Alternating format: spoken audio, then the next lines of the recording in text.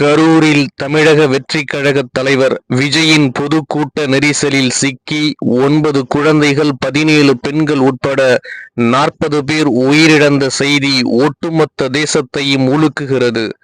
நிகழ்ச்சியை ஏற்பாடு செய்த தவேகாவினர் கூட்டத்தை முறைப்படுத்தவோ ஆபத்தான சூழலில் மக்களை பாதுகாக்கவோ எந்த முன்னேற்பாடும் செய்யவில்லை. மதியம் 12 மணிக்கு வருவதாக அறிவிக்கப்பட்ட விஜய் மிகவும் தாமதமாக இரவு 7:10 மணிக்கு வந்ததும் நிகழ்ந்த கோரத்துக்கு காரணமாக கூறப்படுகிறது. ஏற்கனவே அங்கு பெரும் கூட்டம் திரண்டிருக்க விஜயுடன் திரளாக வந்தவர்களும் இணைந்தது நெரிசலை இன்னும் மோசமாக்கியது. பல மணி நேரமாக சாப்பிடாமல் தண்ணீர் குடிக்காமல் சோர்வுடன் காத்திருந்தனர் மக்கள்.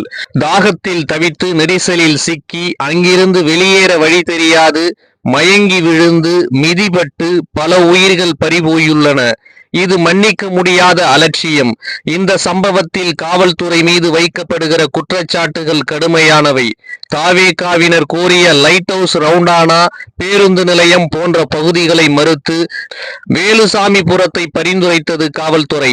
அந்த 2 பகுதிகளில் 4 வழி சந்திப்புகள், குறுக்கு சாலைகள் இருப்பதால் எவ்வளவு பெரிய கூட்டமும் அவசர காலத்தில் பிரிந்து வெளியேற வாய்ப்புண்டு. அப்படி வசதிகள் இல்லாத வேலுசாமிபுரத்தை ஏன் ஒதுக்கி தந்தது என்ற கேள்விக்கு காவல்துறை பதில் சொல்ல வேண்டும்.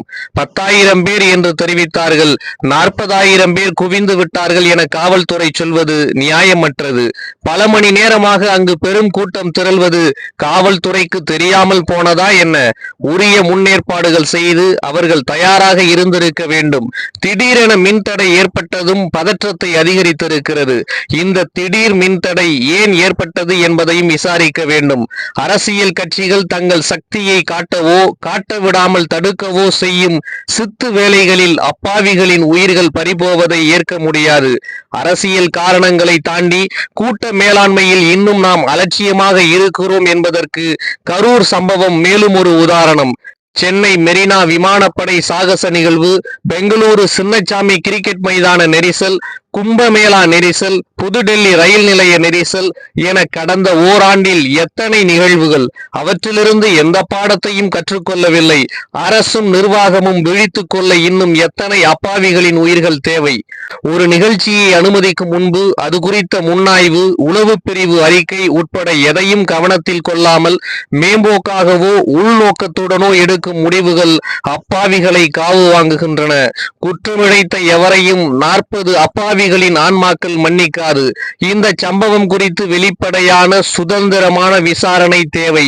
நீதிமன்றம் அதை செய்து குற்றம் செய்தவர்களை சட்டத்தின் முன் நிறுத்த வேண்டும். அரசியல்